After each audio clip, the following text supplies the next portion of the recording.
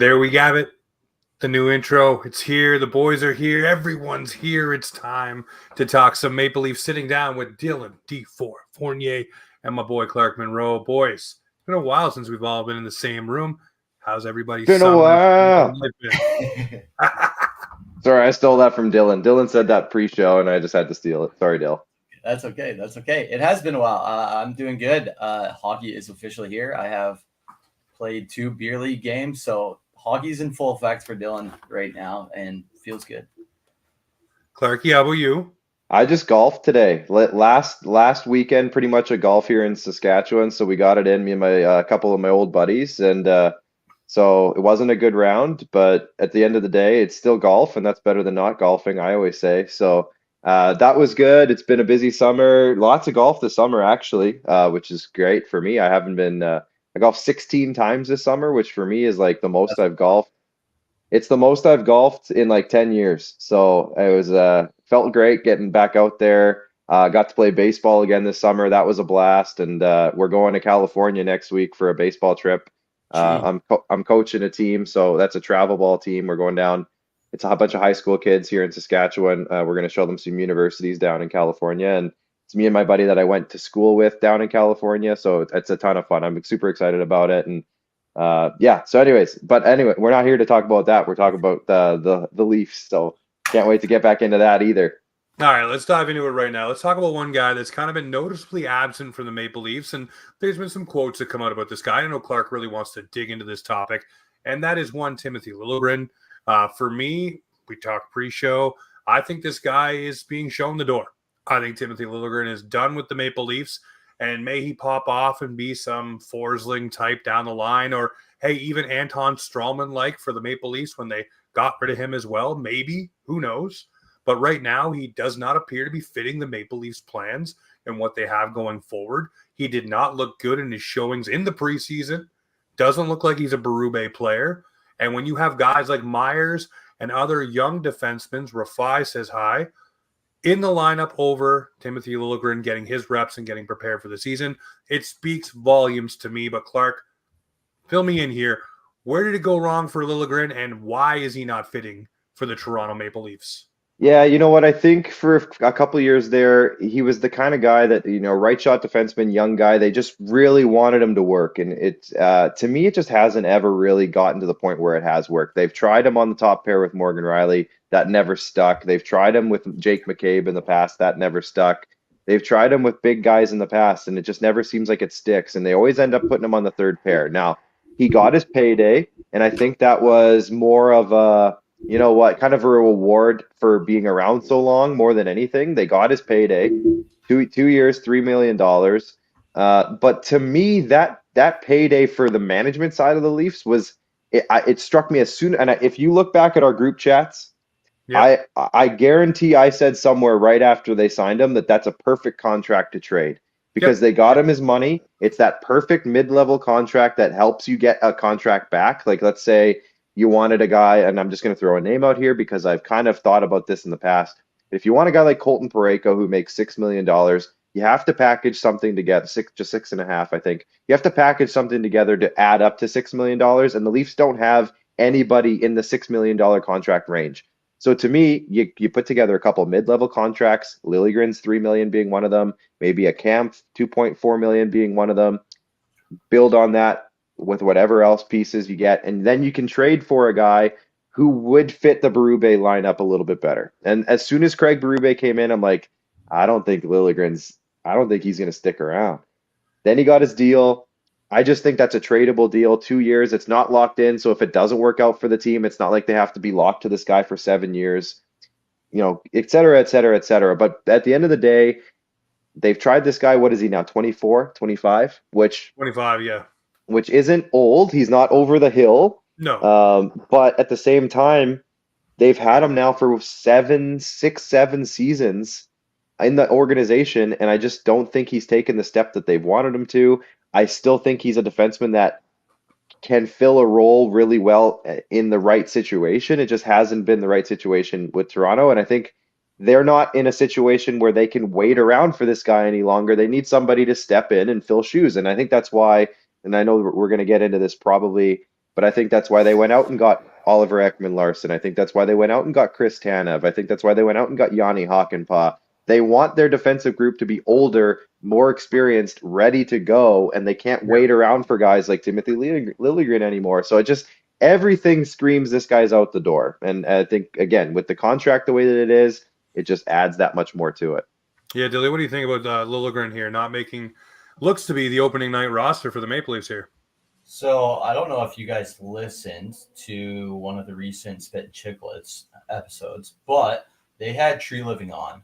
And one key thing that I heard Tree say was that he wanted a plethora of defensemen in the system so that he had options. And a lot of these options are big defensemen. And to Clark's point, Lily's not the biggest guy. And you also said that OEL is a great replacement. He has experience. He went to the Stanley Cup final this year. And I think it all points into the direction of he's kicking out the door.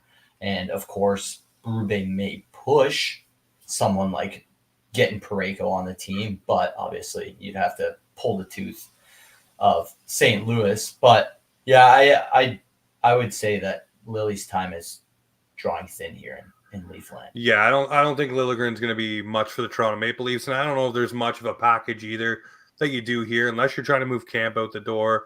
Then you add a couple sweeteners too to make that whole thing work. Maybe with a team like St. Louis, or maybe you're comfortable having the wiggle room of $5 million in cap space to keep yourself afloat with all the bodies you want to keep around. You look at all the different names around the Maple Leafs right now, whether they're on LTIR, IR, it doesn't matter. They want these bodies here. They don't want to be putting a whole lot of guys through waivers, which they did not today.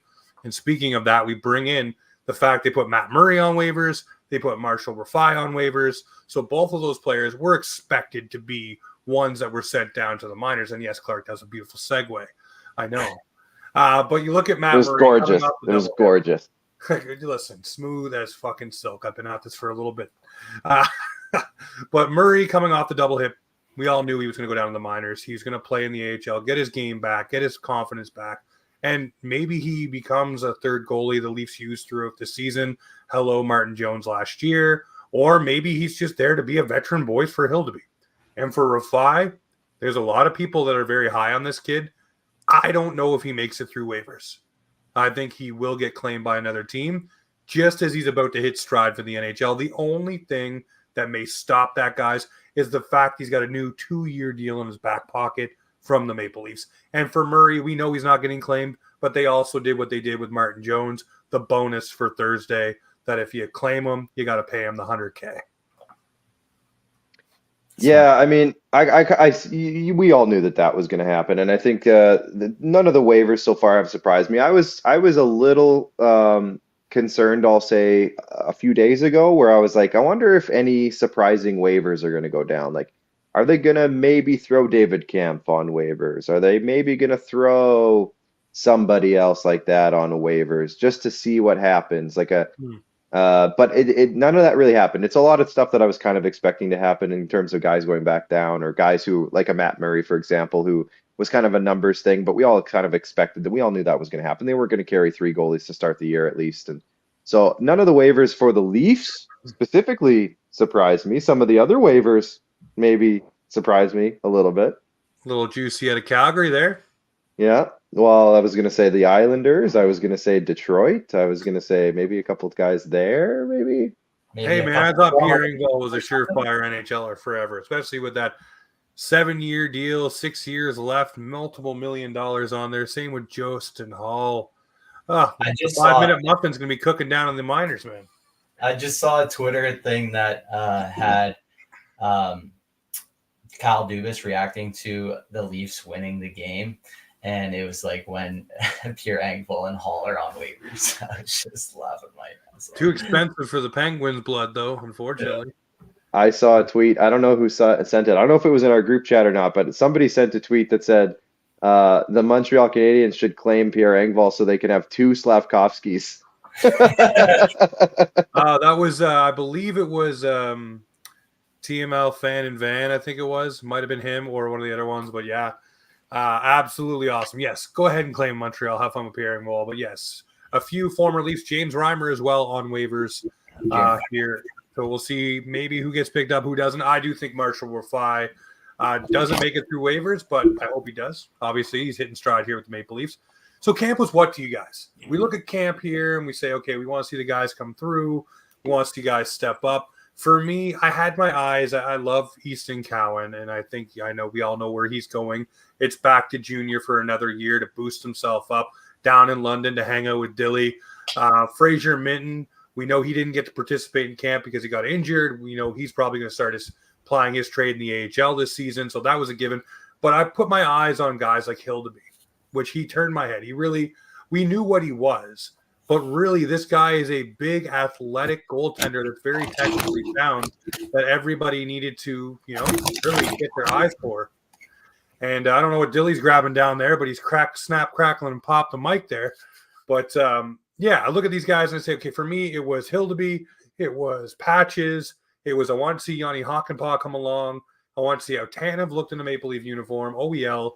But most of all, for me, it was how is this team reacting with Austin Matthews now being basically the guy at the helm? What is the message on the bench? We've all seen the docuseries.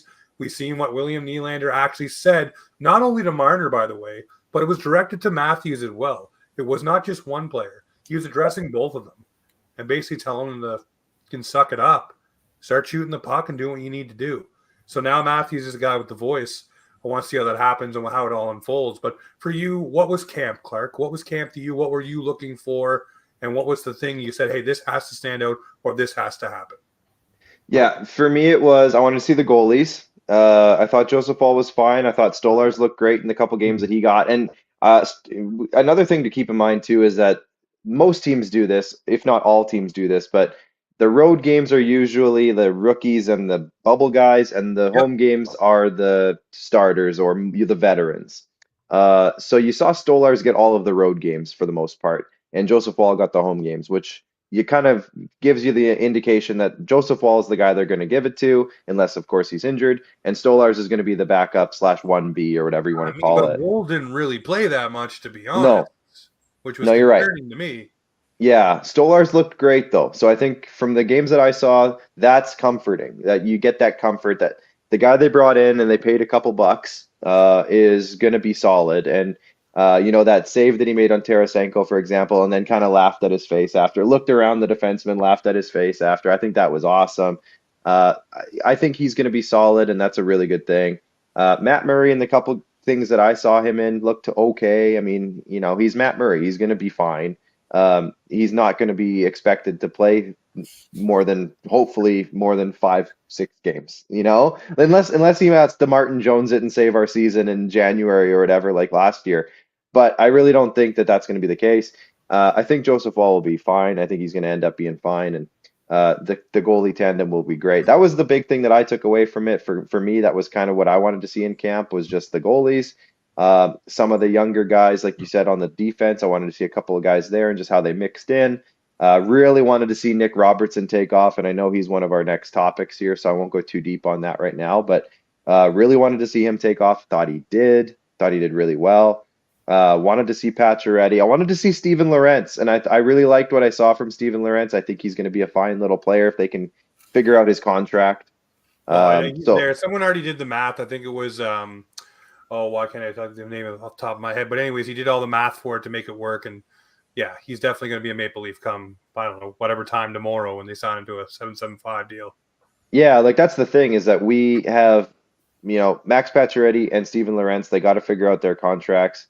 So I think for me, camp was kind of just like, okay, how is this going to shake down?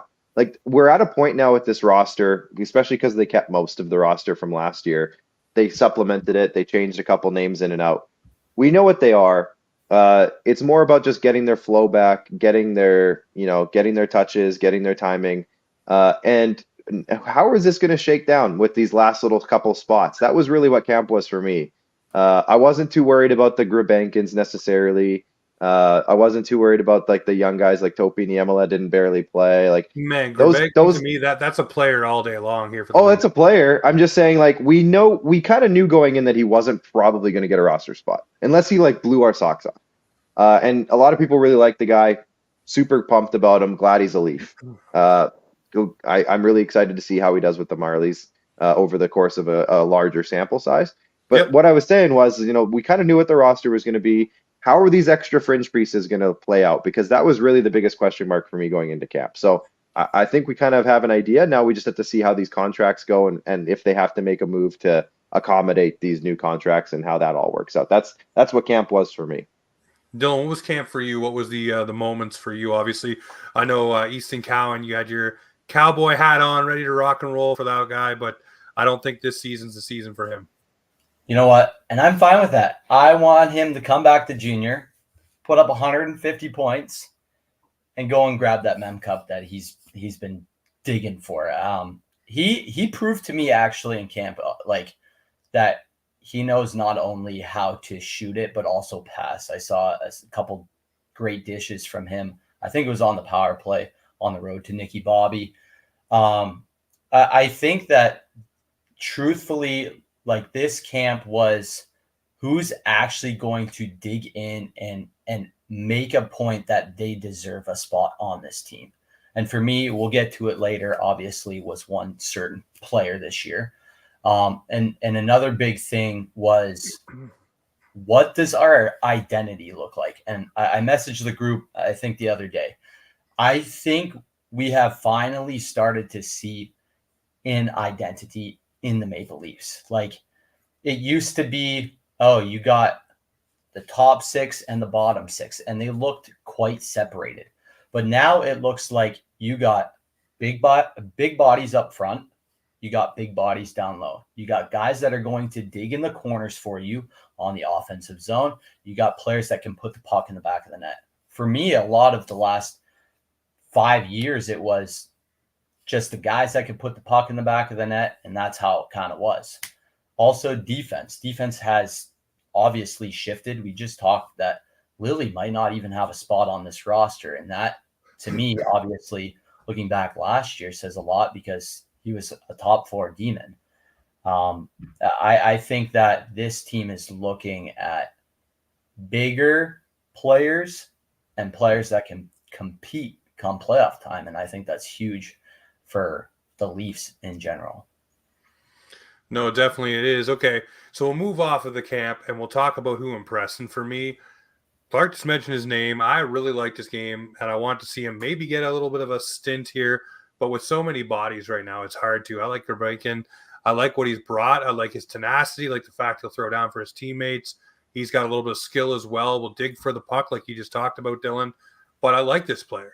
And I mean, I know we fall in love with guys at camp all the time. And last year was Connor Timmins right up to the last game when he hurt himself and blocked the shot and was gone.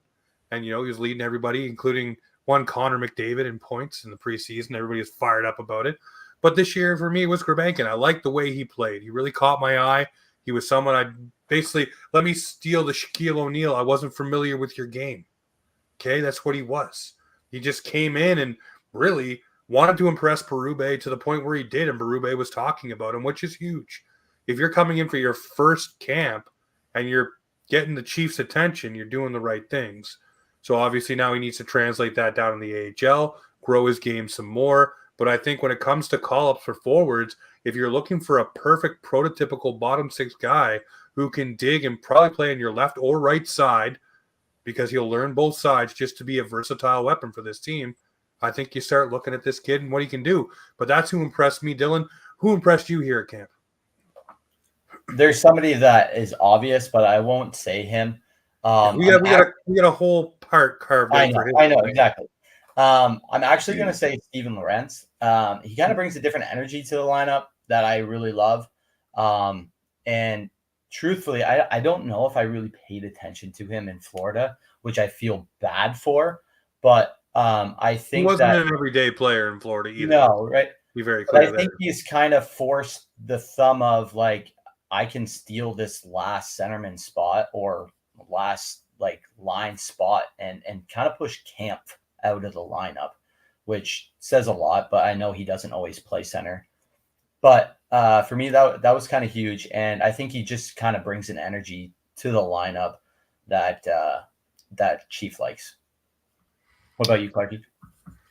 Yeah, honestly, there wasn't I mean, there's a couple names. I really like Max Pacioretty. I thought, he didn't like blow me away, but at the same time, I kind of knew going in that this is like 36-year-old Max Pacioretty who's been through some injuries lately, and Still putting I, up I points though. he's still putting up points, and he's just one of those types of guys where Uh, to me, it's like he's the type of veteran that for years now we've been kind of looking at other teams who get these vets and like, why couldn't we get a guy like that? Like, I know we got, Thornton and we had our fun with, that That's always little not bad block for a of bit. time. But at the same time, it's like we never got a guy who can maybe fit into the top six. And I don't know if Max is going to necessarily fit into the top six all the time, but he definitely looks like he probably could. He's probably going to get some power play time. So I really liked him just to kind of see that he still got it, and it was really weird to see him in a Leafs jersey. So that was kind of another cool thing. I love his kid Uh, saying it's the favorite jersey he's ever had. yeah, so like that kind of stuff was really cool. They kind of gave up on the Nylander at center thing a little bit. So Really quickly again. yeah, I kind of wanted them to stick to it finally. I was Would saying have in the been group nice to chat. see JT in the 3-hole, man. Yeah, super nice. And I was saying it in the group chats like, over the summer when they were kind of talking about it with you guys, and I kind of just wanted to let it run for 30 games and like actually try it. But so that was a little honestly like the opposite of impressed. I was kind of hoping that that was actually going to pan out more than it did, but it didn't. So that was kind of the couple of guys for me that kind of stood out. I like Stolars, really like seeing him. Like I Yeah. kind of mentioned him earlier, and Hildeby mentioned him too. I saw him in a little action too. So that was kind of it. Nobody really blew me away. I was kind of hoping to see a little bit more from the top guys even, but I'm not worried about the top guys. So we're good there. I did like Cowboy, I will say that, but it just sucks that if this was a their roster a couple of years ago, he definitely would have made the roster, but it's just like the timing of what's what kind of sort of thing. And it's good to know that all the development that he's doing is heading in the right direction. Oh, he's definitely going to be an NHL player, top 9 guy for sure. Well, here's a guy who came in with a little bit of a burr in his saddle. He wanted to be traded to Toronto, didn't get his wish, signed the 1-year deal. Berube apparently talked to him, told him there's a spot here for him. So what did he do? He came into camp and he blew the doors off, and you can't say he didn't. And not only with the offensive skill, we all know he has a shot. We all know he can do those things. My issue with Robertson last year, is well documented on this show and, of course, across Twitter, is the fact his play away from the puck was my issue. The gaffes, the mistakes in the defensive zone, or even challenging players when he would get stripped of the puck or he'd give it away under pressure. But here in the preseason, and I know it's the preseason, and I know some of the lineups he went up against are not favorable. They're younger players. But for me, he did all the right things. He'd get back on the back check. He'd break up plays. He'd throw the body, which probably led to him having an upper body injury to begin with. But this guy was doing all of the things you want to see, including putting the puck in the net. So for me, Nick Robertson showed up, showed out, and earned his spot in the opening night lineup. I think he's going to be in there for sure. I do think he's another player that you can move up if you need to when you need a little bit more speed or juice and jam. That guy's going to be a guy that moves up in your top 6. Right now, I think he's top 9, but that player can definitely move up for you and do more things. I love what Robertson brought. I'm fired up. I want to eat my words that, hey, let the door hit you on the ass on the way out because I want you gone, because I didn't like the trade stuff. I didn't like the complaining. If you have an opportunity, especially in the playoffs, seize it, use it. The top guns were out. You think you're a top gun, you should be in the playoffs and you should be doing something. That was your opportunity to grab the brass ring and do something for this team. But he's done it here in the preseason. Now let's see it over the regular season if you can continue this type of play now that you know you got a spot. Does the fire still burn so hot? I want to know that. That's true. I really loved his game. Even in I saw a few clips of a drill or something, and he was puck hounding Matthew Nyes. And I was very happy to see that, although Matthew Nyes could probably toss him with one arm, he was actually giving it his all, and he was trying. Besides the one hiccup with Nylander, he was phenomenal. I saw. He's just earning his spot in the lineup, but taking people out. Come on, now, guys. I think he stripped the puck. It might have been a Montreal player. Regardless, he stripped the puck in the offensive zone and just went and scored. And I was just like, that is what you need to do. And I'm actually very curious if he's looked at Max Domi to see if like he could try and pull little things that Max Domi does in his game to apply it to himself, because they're very similar in height. And I'm just curious at like maybe he's talked to Domi or something like that. Be like, how can I prove to this team that I can fit in? And I think that he's taking a few pointers from him. Now he doesn't throw the body obviously as much as Domi, but he's starting to be that little bulldog kind of mentality that I like of just going to get in the puck, doing what he does best, and putting the puck in the net. Clarky, where are you at Yeah. with Robbie? I mean, I think his motor has never been his issue. I think his motor has been his deterrent at some points, like his demerits at some points, which is funny to say. You don't say that very often about guys. And I think that Robertson needed to do exactly what he did in this preseason, in this training camp, to show that he deserved a spot on this roster, because I think it would have been very, very easy for him to completely lose his spot on this team altogether if he didn't show up like the way that he did and score all the goals that he scored. I mean, if you're going to score, what is it, 4 straight games that he played that he got a goal in the preseason, like that's exactly what you need, because it wouldn't have taken Craig Berube very long to snap his fingers and say, okay, well, your spot's gone. Pacioretty's coming in, you're gone. Nylander's going to play center. We're going to put Domi on the wing. You're gone. Like, there's no spot for you if you're not going to work on, or if you're not going to fit into that spot that we need you to fit into. I still don't quite know how they're going to figure out the lines. Like that's kind of what I was getting to earlier when I was like, what is camp for me? It's like figuring out who's going to play with who. I think that was kind of a big thing. And I still don't think we know. Like, I think we're going to find out. I don't even think we're going to find out game one, to be honest. I think it's going to be one of those things that kind of shifts around a few times, which is fine. Roster flexibility is fine. I think Patches and Robo have something going on. I think that's a good little chemistry thing. I said that the other night. They look like they click. I mean, it's like old man and young boy, right? Trying to teach him the ropes. But Patches knows where to be, and Robo knows how to get there. So if that can work, I love it. You just need a centerman to kind of complement both of them. But John Tavares, come on down. I don't know if that's Tavares or if that's Yarncroke. Yeah. Put him there. I mean, that was the one thing that I was really concerned about when Pacioretty came on board, was like, okay, so what center are they going to play him with? Because I feel like putting Pacioretty with Tavares is kind of like what that happened with Bertuzzi and Tavares. It's like two guys that can't really necessarily skate guys or out-skate guys on the same line together. It's just not going to work. No. And that's happened with Tavares with a couple other players over the last couple of years too. It's like if you don't put him on a line with two very good skaters, it's almost like you're putting two slow guys out there and it just doesn't work. But what I saw, now this is preseason, who knows who they were playing against, blah, blah, blah, blah, blah. But it didn't seem like Pacioretty and Tavares were out of place together. So maybe that is the play. If you could put Pacioretty and Robertson with Tavares I'd love to make it a third line. Well, and then you can also put Domi at center. He played phenomenal in the playoffs there. Like you could put Domi on the second.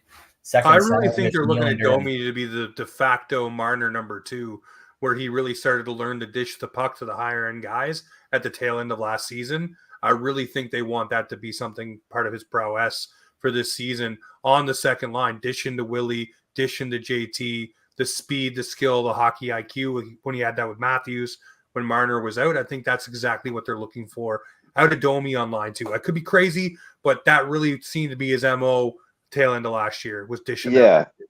Like if we're talking line combos, because I could go on for this for like half an hour if you want, but I'm looking at, like, I think Nyes, Matthews, Marner. I think that's where you start. Yep. I think some combination of Domi and Nylander on the second line sharing the centerman position would be great. And then who do you put with them? It's probably going to be, if it's a Yarncroke, fine. I'm fine with that, honestly. It's you kind of think maybe he's a third liner, but I'm fine if he's in that mix. With a Pacioretty, Tavares, Robertson third line, because those two lines are interchangeable. They're not. Put McMahon on the second line. Put McMahon. That's what I mean. McMahon can fit in there. Then to me, if that's the case, you have to move out a Yarncroke. Then, if he's not going to be in the top 9, so that's who I saw as your person that you partner with, Lily, to go and get your other piece. That's possible as well, for sure. And that's still a $5 million move out. So I think that would be interesting for sure. And then to me, like Dylan, you mentioned it earlier, I just don't see a spot for David Kampf. I think Pontus Holmberg to me is better than David Kampf. I think Steven Lorentz is better than David Kampf. So now, and they got Connor Dewar, who we didn't even see in the preseason because he's injured. So like you got a fourth line now of some combination of Lorentz, Reeves, Kampf, Holmberg, Yarncroke, Dewar. Who did I miss? There's other guys. Like there's just too many bodies that can fit on there. McMahon. I didn't even say McMahon, right? So like you got to find a spot. For me, he's got to be a top 6 player this year. If he's the same guy that was the tail end from January to the finish of the season before he got hurt, if he's that guy who could put that many goals up and has that shot, plays with physicality, you're looking at a Zach Hyman light.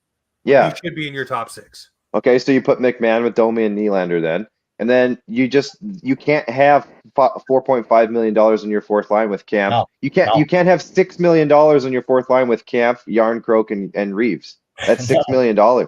And Dewar is the same amount as Reeves, so you can't have that much. So to me, you got to clear those guys out if you're going to go that way. I hate losing those bodies because they've been useful. I still think Yarncroke can be a useful player on this team.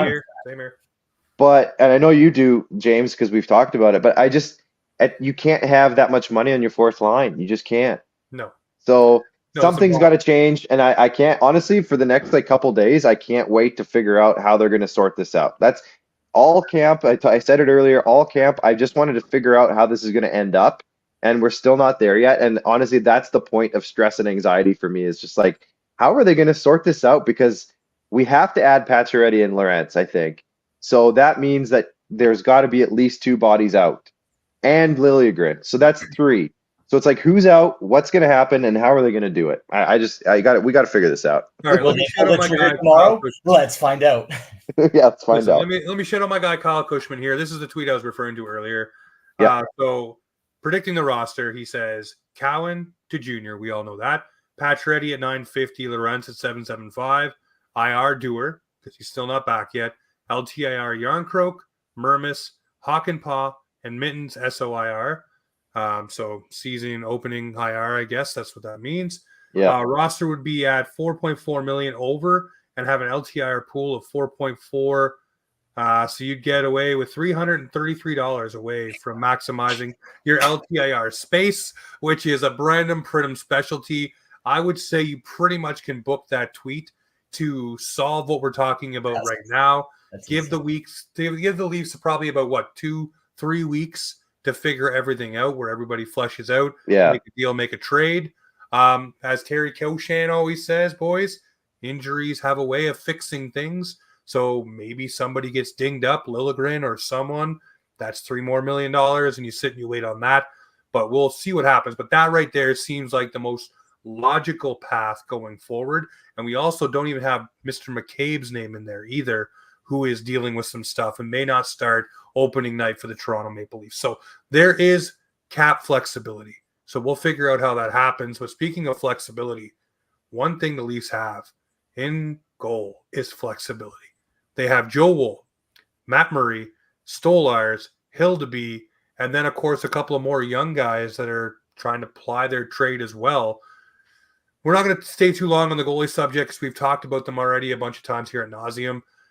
For me, this is probably the most formidable group of goaltenders the Leafs have had in a long while. Seeing what Stolarz could do, seeing what Hildeby was able to produce through the preseason and last season in the minors.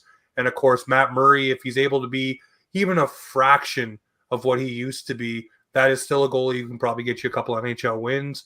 And then, of course, Joe Wool, if he's healthy, he could be the guy, the brick wall everybody wants him to be. We know what he can. So this looks like a great group, and it's been rated by The Athletic, apparently, as the #1 tandem in the Atlantic Division. So I'm going to say, hey, let's go and see what it is. But that's before the dominoes fall and the cards will be where they will. But Joe Wool and Stolarz apparently right now are the betting favorites as the #1 tandem in the Atlantic, which you look down the list, it's not really that hard to say. Yeah, it might be. There's no more Allmark and Swayman. Wait, you're saying that Cam Talbot and Ville Husso aren't better than... Listen, sir. What kind of conversation are we having here? You're telling me that Allmark and Mad Sogard aren't better? Like, what are we talking about here? Hey, Vasilevsky and whoever they decide to play behind him, Yeah. whatever soup cans coming in. By the way, Bobrovsky and Spencer Knight, or is Spencer Knight back, or what's going to be the case in Florida? Spencer Knight is Bobrovsky and Spencer Knight, but we also don't know what we're getting in Spencer Knight either. That's true. Yeah. So. You know what we're getting in our two goalies. As long as he's healthy, that's the other thing with the Joseph Wall is that's our biggest concern with him. Is nothing to do. He's good. The thing about Joel Wool is the injuries that he's had though are not ones that are like recurring ones. They're not lingering. It was a freak back injury, a freak ankle injury where he didn't anchor. He said it himself. He didn't anchor his foot properly, and that's what led to the injury. So it was something that he did. It's not like, oh, my ankle's wonky and I have a wonky ankle now for life. No, my back's screwed. My back's going to be screwed forever. It's things that he's done. Literally carried the Leafs on his back in the playoffs and it broke. Sorry. That's basically what happened. End of story. Yeah. But yeah. Was that the one in the playoffs? Yeah, he went out after Game 6, which is weird because he was sitting at the podium after Game 6 talking to the media with Matthews, and you wouldn't have known that his back was screwed at that point in time. So he must have went to sleep, woke up, and that's when it seized up. Your body does do interesting things after you have some rest. But we all can agree this is probably the best crop of goalies the Leafs have had to rely on in a season since probably the early 2000s.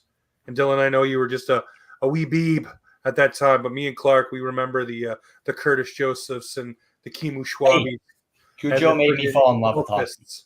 Eddie Belfour and Trevor Kidd and man, Corey Schwab, Michael Telkvist.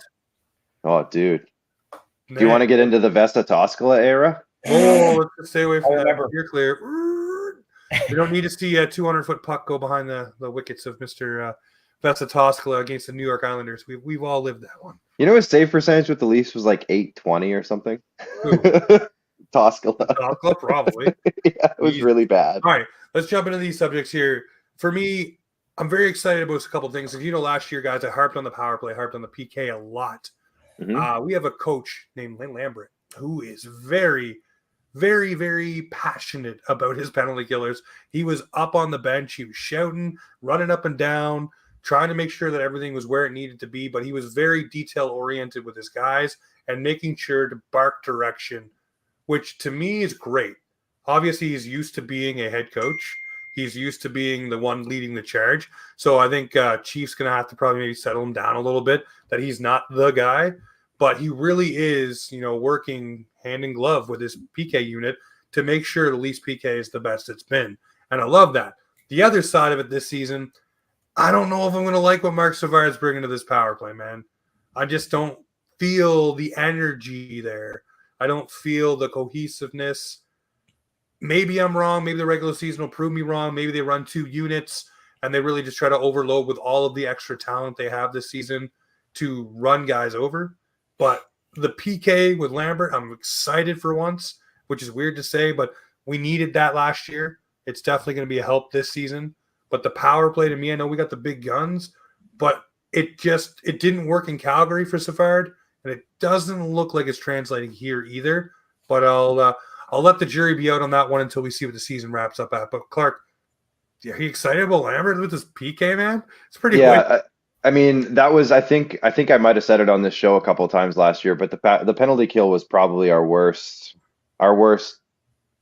demerit, or like our biggest hole. I guess that's probably the way I want to say it last year, which is crazy because a couple of years ago it was one of the better ones.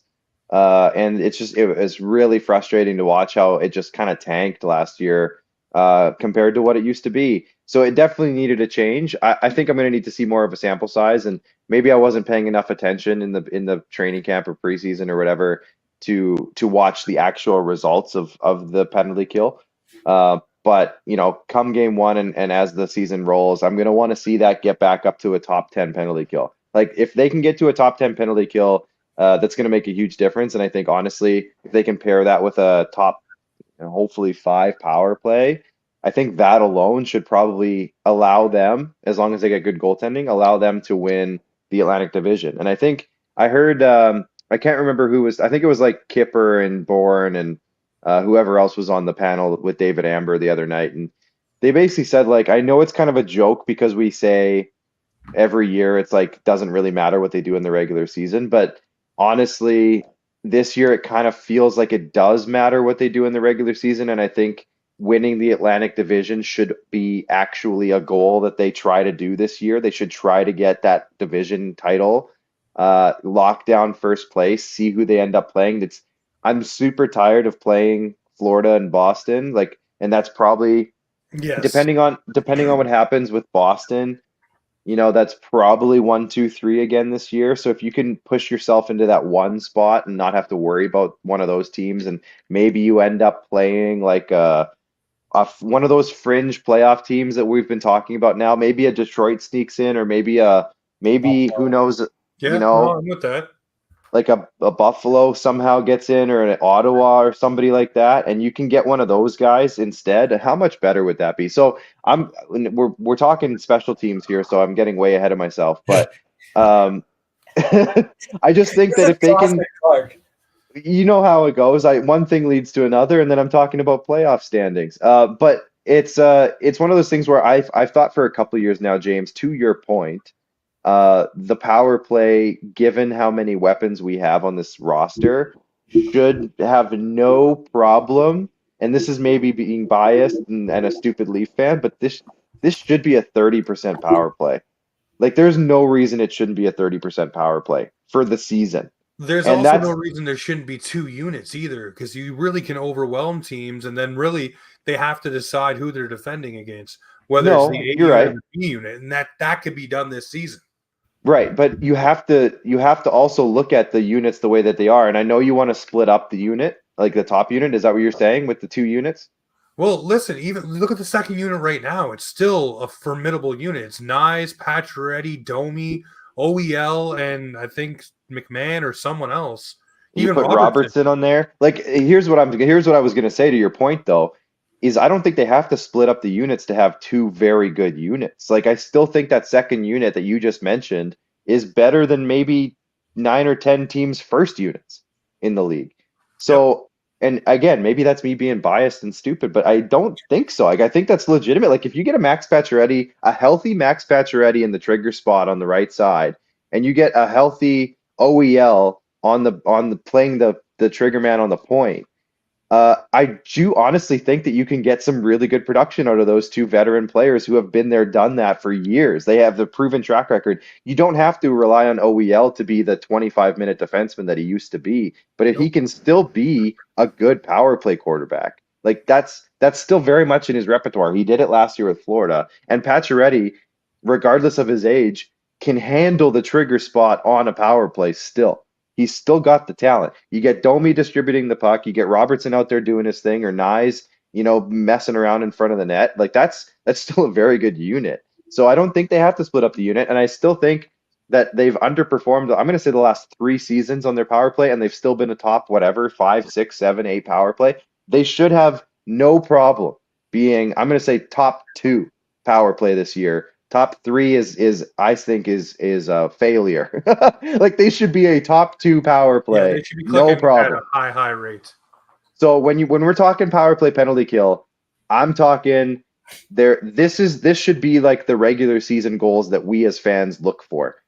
Top 2 power play, top 10 penalty kill, win the Atlantic Division. That's all I really want to see in the regular season this year. And I don't think it's not unachievable. I want that trifecta. It's called the Holy Trifecta. Yeah. And then you finish it off with the Stanley Cup. So yeah, hopefully. No. This is the year. Yeah. I'm tired of it. Let's write a different story other than the Toronto Maple Leafs bow out early. Let's write a different tale. If you can establish that though. He left. Oh, was that me? Oh, sorry, I might have lost connection there for a sec. He was fed up with you saying hope. Well, no, but I guess just to wrap that up, like, if you establish your power play and penalty kill the way that they should be able to in the regular season, that stuff carries over to the playoffs. And what has been the Leafs' biggest issue in the playoffs? Scoring damn goals when it matters the most. And you have to be able to capitalize on your special teams in the playoffs more than anything. So if they can do that in the regular season, establish it as dominant and elite, that's gonna carry over, and that's what we need so badly. So that's finishing my point. I think the biggest thing is trying to take the pressure off themselves come playoff time, because apparently they bitch and complain in the playoffs, and they don't know how to shoot the puck come playoff time. If you don't know what Dylan's referring to, go watch the Amazon Doc series episode. I still number haven't one. watched that. I got to get on that. Watch it. You'll understand what I'm saying. Yeah. All right, well, we've already talked about patches. We talked about the centers. Let's talk about a little bit of Berube hockey. And we saw it on Saturday night. It was the Lorentz hit, the Reeves hit, the Lorentz goal. Those little things are going to be key to going throughout the lineup. That is what Chief's going to be looking for. That is what he's going to want to have happen with this squad. And I saw a tweet the other day, and I thought it was perfect.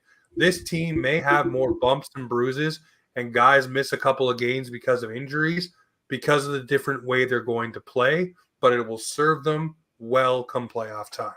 So guys being more physical, guys having a little bit more doggedness and determination, sticking up for each other. I like the players we brought in to fit that mold, the Tanevs, the OELs. Everybody's like, why do you say OEL? Watch him through the playoff run. He was taking no prisoners. He'd grab a guy by the collar, no problem. Guy like Yanni Hakanpää, same thing. But that translates throughout your lineup. Guy like Match Pacioretty, he's not afraid to grab a guy. I'm not going to say he's going to scrap, but he's not going to let people stand around and do shit to his players. He was the captain of the Montreal Canadiens for a reason, not because he got shoved around and yelled at all the time. He stood up for his players and did the right things.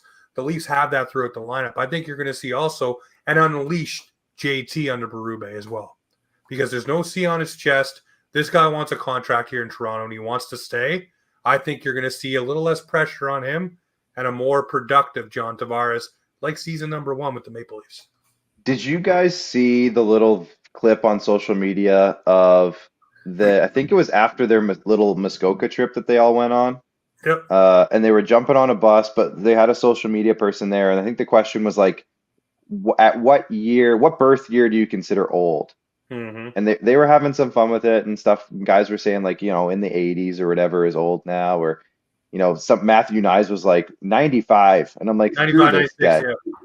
yeah. Screw that guy. But John Tavares came kind of bouncing in to the one. There was a group of 2 or 3 guys, 4 guys or whatever. And he kind of came bouncing in and he's like, somebody said 80 or 80, anything in the 80s. And Johnny's like, I'm a 90, so I'm clear. I'm good. And I was like, what personality is this that we are seeing?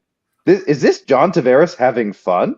Yeah. Like, could we see John Tavares? He takes all the pressure off. Honestly, though, could we see a John Tavares with a completely different personality this year, which would lead to a better season in general for him? Like, if he's not having to be hoity-toity Leafs captain, boring John Tavares. There we go.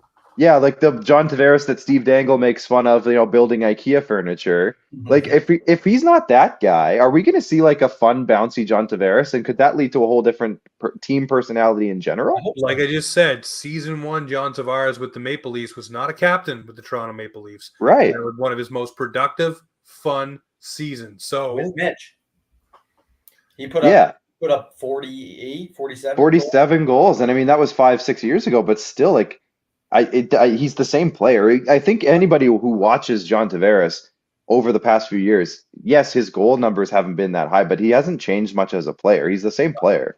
Has he lost a step a little bit? Maybe. Maybe a little bit, but honestly, not really. He never had the step. He's still a smart player. He's still got the shot. You saw the shot the other night when he sniped one in. Mm-hmm. A clear shot. He just beat the goalie with it. You know what I think he's always been good at is if you look at his line, he's been the person that his line mates can complement. So like in Mitch's case, he's the guy that could shoot the puck. And in Willie's case, he's the guy that can dish the puck. And I think that's very, very key in who is next to him. I really love that about John. But he's always been that way too. If you think back to his Islanders days, Matt Molson got 40 goals on John Tavares' line because John Tavares just was able to make that line play so well together. Who else was on his line? Like Kyle Okposo, Mark Parrish back in the day. The mark of a good player is, right? making Yeah, those he makes, players around you better. like you said, Dylan, like if JT's here, he brings his line mates up to his level, and you always know what you're getting out of his lines. And I feel like that's been really important. And if you put a Max Pacioretty on there to get his game back to where it was possibly, and a Nick Robertson brings his game up to that level because he's on the line with two established NHL vets, and he feels the pressure to play up to their level, like that could be a magical third line. So yeah, that's exciting. You know what? What excites me most of this Leafs team? The fact that a certain individual, he left last year at 6'3", 217 pounds, the same weight as a superstar on the team. And he came back to camp with, let's say, 3-4 months, maybe 10 pounds heavier. I cannot tell you how hard it is to put on weight, let alone muscle. It's not that hard, Dylan. The weight part. For somebody like me, it is. I know. I'm bugging you. Some people it's easy. Some people it's harder. This Matthew Nyes guy is going to be Chiefs' favorite freaking player. I'll tell you that much. Hands down, he's going to have a unbelievable year. Yeah, he's going to be your prototypical power forward on that front line, and I can't wait. And also, to further your thought, Dylan, on the 10 pounds he gained, I believe, I don't remember the name of the coach, but he was with some coaches down in Minnesota, I think it was. I just saw where he was. But anyways, they were raving about not only the weight that he put on, but the way that he still has the fluidity, the skating and everything is still there, and the movement. He's not bulky in the sense of you put on 10 pounds, you're more slower in your movement. He's still there and ready to go, which is amazing. Cal Dietz, their main focus was improving Nyes' power and speed. Dietz, who has worked with hundreds of NHL players over the years, praised Nyes as he is an exceptional athlete, calling him a unit at 227. He has explosive abilities, which stood out.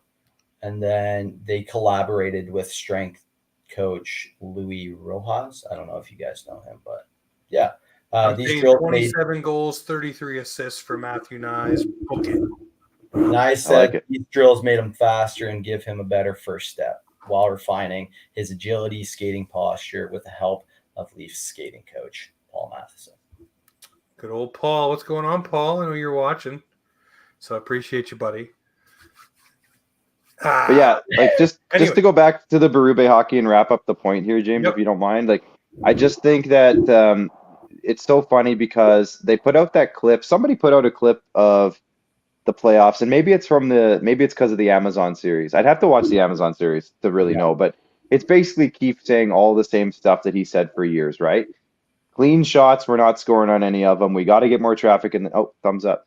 We got to get more traffic to the net. We got to do this. We got to do that. And it just seems like, that's all the right things to say, but it just wasn't getting through to the guys for whatever reason, or whatever he was trying to implement with what he was saying wasn't the right stuff to implement. I still feel like I don't think Berube is going to come in and necessarily reinvent the team, but there's a couple new pieces around that are just going to give that little extra difference that we aren't used to seeing, especially if we can get a healthy Yanni Hakanpää. I still think he's going to be a solid, like one of our favorite players. I think come November, come December, when we are doing these shows, if he's healthy, I think we're going to be like, oh man, we all love this guy so much. Like he's going to be that guy. Yeah. I really do think so. Tanev coming in, bringing that tenacity that he has. OEL is a different look back there. And I just think that we're going to look at this team in a different way than we did with this Keith team, regardless of the fact that they ran it back again. I don't see it that way. I think the fringe pieces are too different now to say that, like, the defensive group's totally different. We're feeling really confident with our goalies. There's different pieces in the forward group this year. The forward groups are going to look different in terms of the shuffling.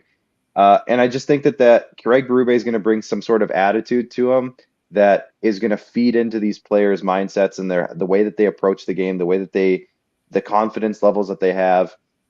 So yeah, the way I look at it, I think it's not like Berube is going to come in and like change the entire team. It's going to be more of like a confidence level, an attitude level, a thing like that I think is just going to overall be a type of hockey that we haven't seen necessarily since the Keefe era started. No, I fully agree with that. All right, well, let's wrap this up with Jeremy Swayman. This has been a saga. He's taking shots at the Spit and Chicklets boys. This has been crazy, and not just him. It was what's his name, Sweeney over in Boston taking the shots at the Spit and Chicklets boys, but it was all over the same contract. Lo and behold, it comes in pretty much what those boys were talking about.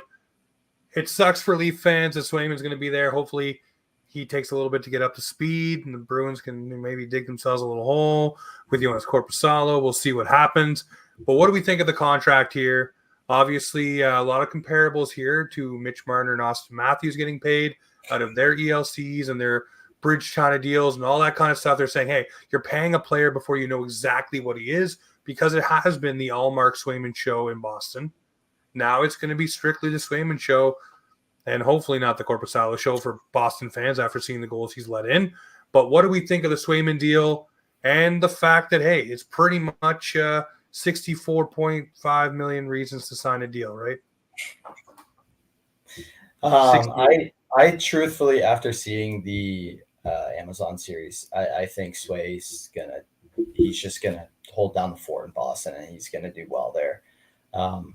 He is a very emotional human being, so I mean, if you're ever trying to like throw him off his game, just get him right in the feels. I think he's a true number one. I saw his like pregame ritual, and I thought it was insane. I've never seen a goalie do something like that, but whatever works. I mean, I don't know if it was worth the fight over $2 million, as Neely said. They offered 64, but he got 66. So I don't exactly know what the whole big kerfuffle was. I think it was 68 he got to. Oh, 68, whatever. Regardless, I think he's worth it. I think he proved this past playoffs that he was their number one. Allmark was the guy that, was sitting on the bench. And I truly do believe that if Swayman was not in net, the Leafs would have made it past Boston, matter of fact. So, yeah, I think he's solid there in Boston, unfortunately. Clarky, your final thoughts on Mr. Swayman? Yeah, I mean, I'm a little surprised that he had any leverage whatsoever, especially because he's an RFA. I know he had the nice playoffs and everything, and I know he's been a good goalie, but if you look at his games played, I mean, he still doesn't have that many games to his name, especially as a goalie. They never have a chance to really get 82 games in a season. And I don't know if anyone can look it up right now off the top of your head, how many games, started games, game starts that he's actually had in his career, and what are the highest numbers that he's had? What's his season high in terms of starts? I'd be curious. And I think of some goalies. Vasilevsky. Oh, sorry, did I cut out there? Game started 43 last year, 33 the year before, 39 the year before that. Okay, so he's around 40. So I guess that's not that low. I was expecting it to be a little lower just with the Allmark swap, but regardless, he still hasn't, he hasn't put himself in the Vezina conversation yet necessarily. He hasn't won a Conn Smythe like some goalies have in that conversation. So I was just a little surprised that he even had as much leverage as he ended up getting. So good for him. But I was kind of thinking he was probably more in the, 7-ish range. But for him to get basically right around where Connor Hellebuck is and right around where some of those other guys are, I was a little surprised personally. I was kind of hoping they were going to trade him. I was kind of hoping he'd go out west. Yeah. I saw somebody talking about trading him to Utah, and I was like, that's perfect. Get him to Utah. Get him out of here. I'd rather not have to play him because he's a good goalie. I'm not saying he's a bad goalie at all. I'm just saying I'm saying he's a $7 million goalie, maybe not an $8 million. Complimenting him in the way of get him the hell out of here because get him out of here. Yeah. It's still going to be an interesting dynamic to see what it's like in Boston, though, where now it's just Swayman without Allmark, and how that factors into everything, right? And factors into the team. Also, they've made changes up front. They made changes on the back end. So we'll see how it all shakes out for the Bruins. But as for the Maple Leafs, boys, it all begins Wednesday night. We are back. Leaf season, regular season. We're back. Finally. God damn it. Still on afternoons. Can't watch the game so much. Yeah, But I have a baseball practice, so I'm probably going to be like half in, half out the whole night, but we'll I'll see. keep you guys updated. Don't you worry. But Yeah. Leafs Nation, this right here is where the Maple Leafs come to talk. It's Offside Hockey Talk. We're in your ears, hopefully Sundays and Mondays. But tune in, join us, have fun. Follow Clark Monroe over on Twitter. Follow Mr. D4 for Dylan Fournier. And as always, he's got one final. One more thing. I just see that Sheffy's in the comments. I saw Sheffy watching, Sheffy Bones. I just want to give a huge shout out to Derek because that guy has been through such an amazing journey, and I've been following it every step of the way. It's inspired me to go through my weight loss journey, and I've seen him reach some goals that I know he probably wasn't sure he was going to necessarily reach. And to see him getting as far as he's gone, I hope he's still watching, has been so great. And I just saw him do a flex Friday the other day, on Friday with a flex pick, and I just think he's doing such great things. And I just want to give a huge shout out to Sheffy because he's a great guy. He's been following all of us for years, and he was such a huge supporter when I was bigger on TikTok and like actually trying on TikTok. So I just want to give a huge shout out to Sheffy because he's a great guy and he's doing great things, and it's just so cool to see how well he's been doing. Yeah, shout out Derek. We love you, buddy. Cannot wait to see you walking in Eastern Passage, probably tomorrow because I'll be out that way. So we'll see you soon. But guys, thanks for joining us. 254 strong right now on the live. Appreciate you all. Looking forward to doing this all season long, guys. The Leafs are back. We're back. You know what it is. It's Offside Hockey Talk, where the Maple Leafs and hockey come to talk.